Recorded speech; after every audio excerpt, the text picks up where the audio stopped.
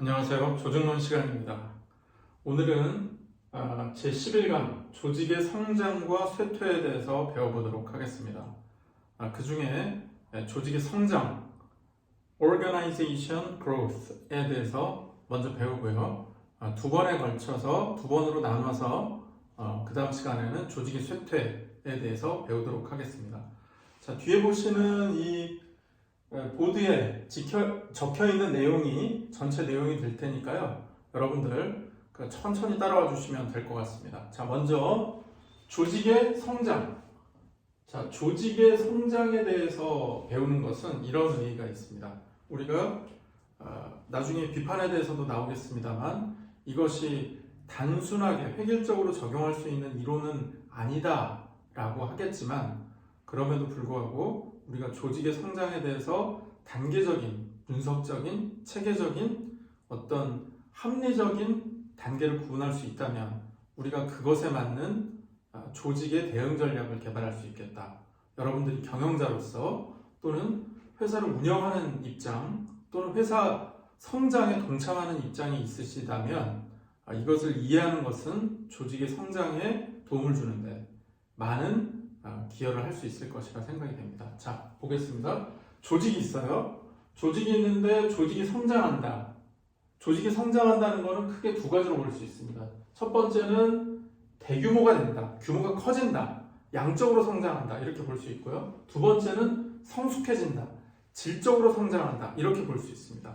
우리가 조직이 꼭 뭐 2명에서 시작했는데 20명이 되고 이게 200명이 되고 2000명이 되는 것만이 성장이 아니라 우리가 5명이라 할지라도 이 5명이 계속 가는 회사라 할지라도 내용적으로 그리고 사업의 어떤 그 성과 면에서 더 풍부해진다, 더 커진다라고 하면 이것도 역시 성장이라고 할 수 있겠습니다. 자, 그런 면에서 우리가 대규모다, 양적이다 라는 측면과 성숙했다, 질적이다 라는 측면 양쪽으로 고려를 할 수 있다는 것이고요. 보통 성장을 추구하는 이유는 이렇습니다. 규모의 경제를 달성한다. 이것은 생존 가능성을 높여주고 권력이나 영향력, 이 회사, 이 조직, 이 단체가 가진 영향력을 키움으로써 무엇을 높인다? 생존 가능성 또는 지속 가능성을 높인다. 이렇게 볼 수가 있습니다. 자, 성장을 촉진하는 동의는 크게 이 교재에서는 5가지로 구분을 했어요. 일단 그걸 먼저 살펴보도록 하겠습니다. 첫 번째는 기술이 발전한다. 두 번째는 정책이 변화한다. 이것은 정부 정책을 얘기하는 겁니다. 세 번째는 선호도가 변화된다. 네 번째는 성격이 변화한다. 그리고 5번째는 환경이 변화한다. 이렇게 지적을 하고 있는데 꼭 이렇게 5개를 나눈 것은 다소 좀 이거는 이렇게 굳이 구분하지 않아도 될 것 같아요. 그러나 내용을 살펴보도록 하겠습니다. 자, 기술이 발전한다. 조직이 성장하는데 기술이 발전한다. 우리는 IT 회사인데 이 기술이 발전하고 보급이 많이 됨으로써 우리 회사가 성장한다. 이렇게 볼 수도 있고요. 반대로 기술이 발전하면서 필요해지는 니즈가 생겼다. 그래서 우리가 꼭 IT 회사다, 기술 회사는 아니지만 그의 수반에서 벌어지는 여러 가지 니즈들의 기회를 포착을 해서 우리는 발전할 수 있다. 자, 정책 변화는 뭘까요? 정부 정책에 있어서 우리는 환경을 더 중시하겠다. 우리는 어떤 특정 산업에 대해서 육성을 해서 국가적인 산업으로 키워나가겠다. 그래서 국가 발전에 이바지하겠다. 또는 어떤 부분에 대해서는 범세계적인 질서에 동참을 해서 아까도 말씀드렸지만 환경이라든지 아니면 어떤 특별한 어떤 이벤트에 동참을 하겠다. 이런 정책의 변화로 인해서 우리 조직이 성장할 수도 있겠고요. 그리고 선호도의 변화. 이건 시장을 얘기하는 겁니다. 소비자들이 예전에는 캠핑을 좋아했는데 요즘에는 골프를 좋아한다. 예전에는 골프를 좋아했는데 요즘에는 승마를 좋아한다. 요즘에는 리조트가 독채 스타일이 좋았는데 콘도 스타일이 좋다. 아니면 사람들이 예전에는 컴퓨터를 선호했는데 요즘에는 모바일을 선호한다. 모바일 중에서도 텍스트를 선호했는데 영상을 선호한다. 이런 선호도의 변화가 사실은 이 부분이 가장 중요하다고 볼 수 있죠. 이것이 기업의 논리이기도 하고요. 기술이나 정책은 다소 부수적인 거라고 볼 수 있지만 선호도의 변화는 정말 쓰나미와 같은 경영 환경에 있어서는 가장 우선시해야 되는 요소 중에 하나다라고 말할 수가 있겠습니다. 자, 성격이 변화한다. 이 성격은 무슨 성격이냐면 조직의 성격, 우리 성격을 얘기하는 거예요. 우리 조직의 성격이, 그러니까 이거는 외부의 측면이라면 이건 내부의 측면이 되는 거죠. 우리 조직의 성격이 변화한다. 어떻게 변화한다? 처음에는 기술 중심이었다가 시장 중심으로 변화한다. 또는 우리가 어떤 뭐라고 할까요? 전문가를 육성하는 쪽에 있다가 마케터를 육성하는 쪽으로 간다. 아니면 또 뭐가 있겠습니까? 우리 조직의 성격을 양적으로 키울 것이냐, 아니면 질적으로 깊게 나갈 것이냐, 아니면 시장에 근접한 쪽, 물류나 유통 쪽으로 더 갈 것이냐, 아니면 기술 쪽이나 제품 쪽으로 갈 것이냐, 이런 측면들에 대해서의 변화를 의미하는 겁니다. 변화를 할 때 변화하니까 성장한다, 그건 아니지만 어찌 보면 변화를 유도하기 위해, 성장을 유도하기 위해서 우리가 변화한다, 이렇게 보는 게 더 맞을 수가 있겠죠.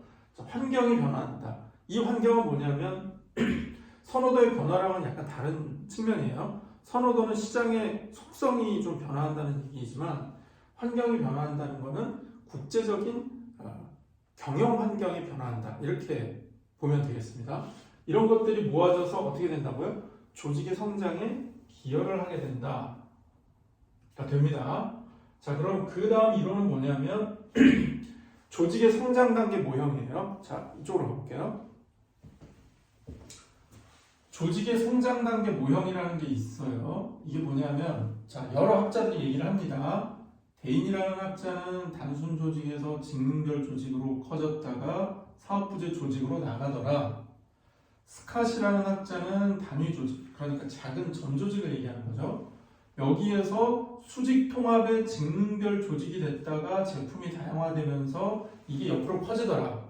이게 조직 성장의 수순인 것 같더라 라는 얘기고요. 민츠버그는 어떻게 봤냐면은, 자, 시작 단계가 있으면 그 다음에는 전문화되고 표준화되면서 뭔가 형체가, 조직의 형체가 점점 구체적으로 갖춰지더니 그 다음에 시장 지향이 되면서 뭔가 시장 쪽으로 조금은 무질서하게 가는 것처럼 보이지만 시장에 수능해서 나가다가 어떻게 된다? 제품과 지역이 혼합되더라. 왜? 시장의 플레이스를 위해서 지역이 가고 제품도 프로덕트가 그 맞는 제품을 위해서 만들어주다 보니까 이게 혼합이 되면서 커지더라, 그 말이죠. 중요한 건 커진다는 겁니다. 성장한다는 거예요. 그로스라는 겁니다. 게일 브레이스라는 학자는 단순 조직에서 직능별 조직이 됐다가 지주회사가 됐다가 다부문이 됐다가 범세계적으로 커지더라. 이거는 다소 국제적인 다국적 기업의 그 인터내셔널 기업의 속성이다, 아니면 형태다, 패턴이다, 이렇게 볼 수 있겠죠.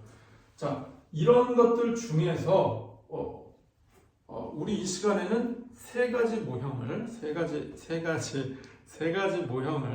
중점적으로 보도록 하겠습니다. 첫 번째가 리피트와 슈미트고요. 두 번째가 그레이너고요. 세 번째가 로위.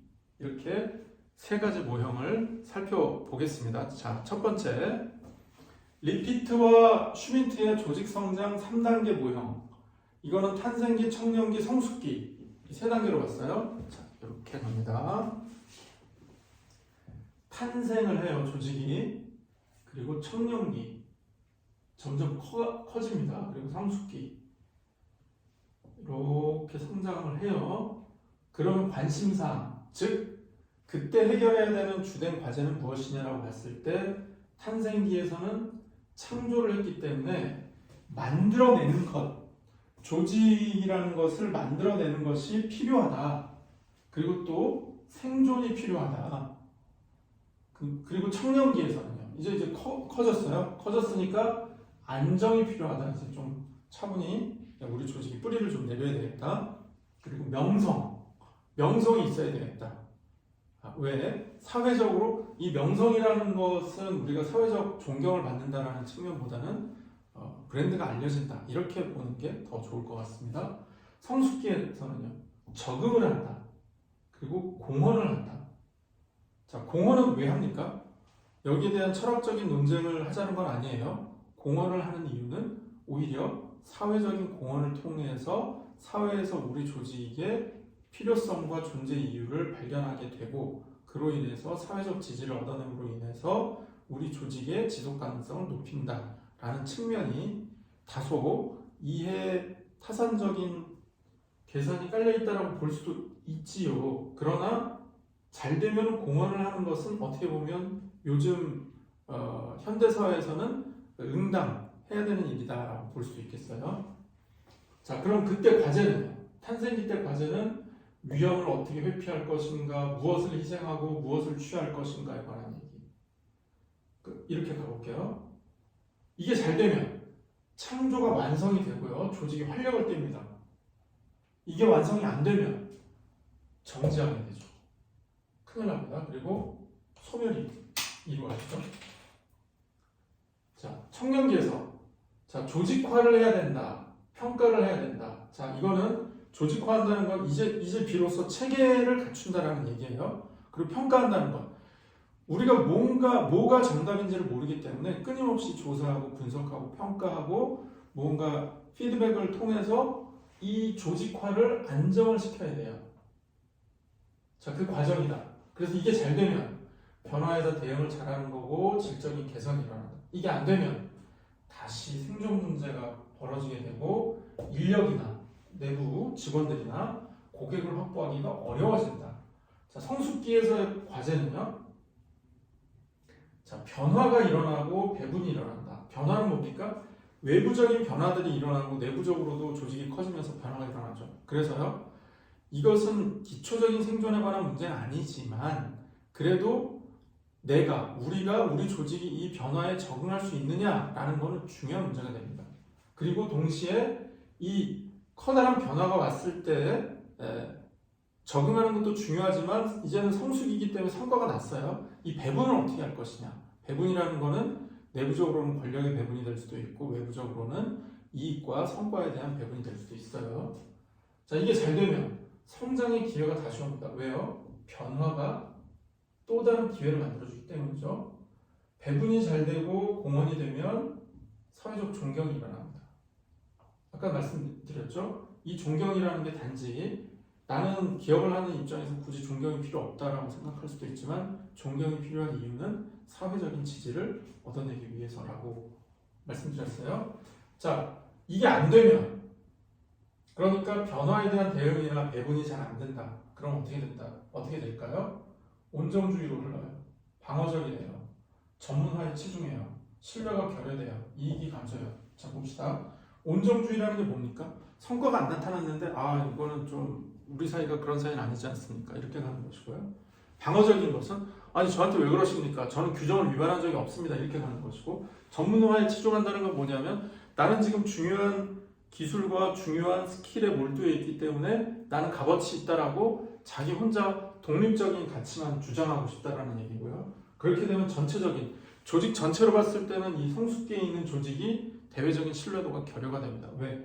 원하는 거는 내부적인 관계나 규정을 지키는 것이나 아니면 기술을 보호하거나 발전시키는 게 중요한 것이 아니라 시장이 요구하는 그 성과를 주는 것, 바른 제품을 주거나 바른 서비스를 주거나 아니면 사회적인 아니면 비즈니스적인 약속을 지키는 것이 중요한데 그것은 외면한 채 자기의 독립적인 영역, 부서 이기주의 같은 데만 집착을 하다 보면 신뢰가 결여된다. 결국은 이익이 감소되고 조직의 위기를 부르게 된다. 이렇게 볼 수가 있습니다.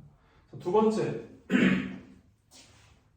리피트와 슈미트의 3단계 모형은 단순한 거니까 우리가 직관적으로 이해할 수 있어요. 자, 그 다음부터는 좀 전문화 된다라고 볼 수 있어요. 자, 이거 봅시다. 그레이너라는 학자는 조직 성장 모형을 6단계로 봤어요.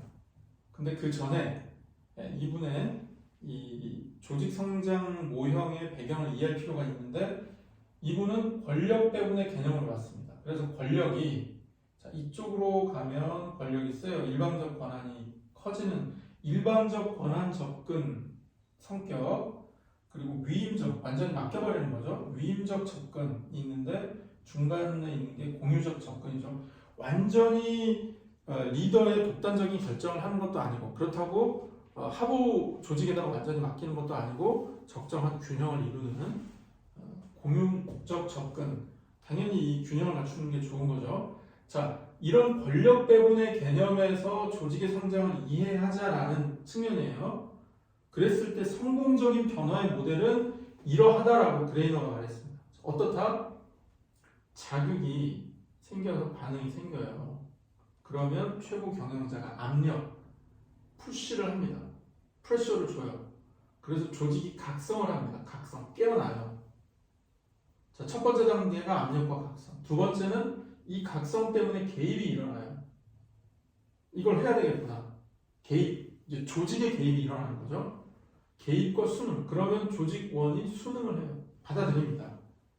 받아들여요? 그랬더니, 자, 그러면 이제부터 어떻게 해야 되는 건지를 생각을 해보자라고 진단을 해요. 진단하고 나니까 어때요? 그 결과가 나오죠? 인식합니다. 진단과 인식. 깨달아요. 아, 이게 필요한 거구나. 그 다음에는요, 발견합니다. 뭘 발견하죠? 과제를 발견하는 거죠. 어떻게 해야 우리가 성장할 수 있는가라는 과제를 발견하면, 그 다음에는 몰입을 합니다. 몰입이 뭐예요? 집중을 하는 거죠. 그거에 대해서 정말 필요한 노력을 쏟아붓는 거예요. 그랬더니, 이제는 실험과 조사. 무슨 말이에요? 자, 발견을 해서 몰입을 했어요. 이건 뭡니까? 계획이죠. 그래서 이 다음에는 이 말이 뭐예요? 정말 이게 맞는지를 평가하는 거예요. 그래서 실험하고 조사를 합니다. 과연 결과값이 맞나? 여기서 바라봤던 게 맞는 것인가를 했을 때 아하, 이 제대로 됐구나라고 하면 그 다음에는요, 강화를 해요. 그리고 조직이 수용을 합니다. 그럼 어떻게 된다? 조직이 성장을 해요. 이게 성공적 변화를 가져오는 그레이너의 조직 성장 모양입니다. 이해되셨죠? 자, 다시 압력과 각성, 개입과 수능, 진단과 인식, 발견과 몰입, 실험과 조사, 강화와 수용. 전체적으로는 1, 2, 3, 4, 5, 6 이렇게 흘러가고요. 뎁스로는 자, 그런 일이 있네에서부터 시작해서 쭉 과정을 거쳐서 조직이 수능할 때까지 간다.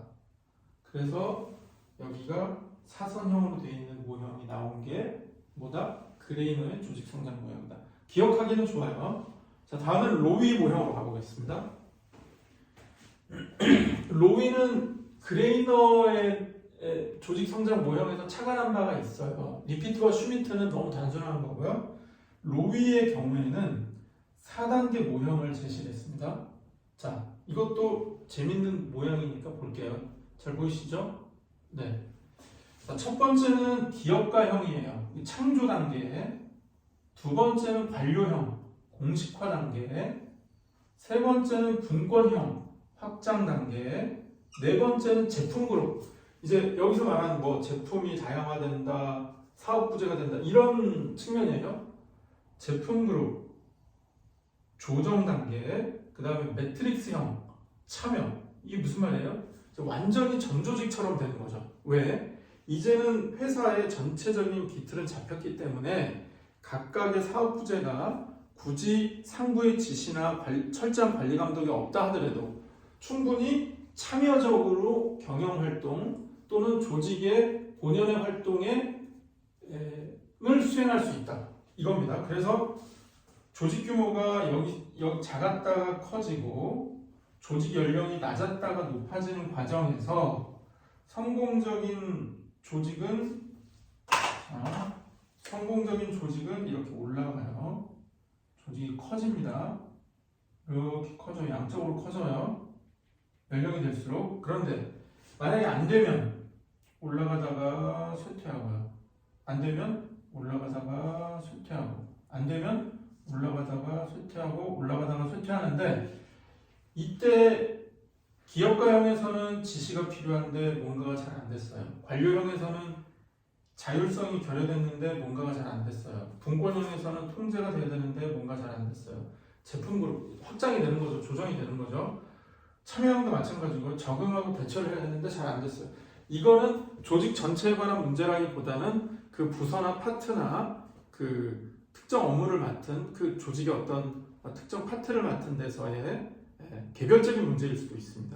자, 이런 과정들이 벌어질 때 복잡한 그 개별적인 상황들을 조정하는 것이 경영자의 역할 또는 임원들의 역할이 되는 것이 되겠고요. 사업 부서장이라든지.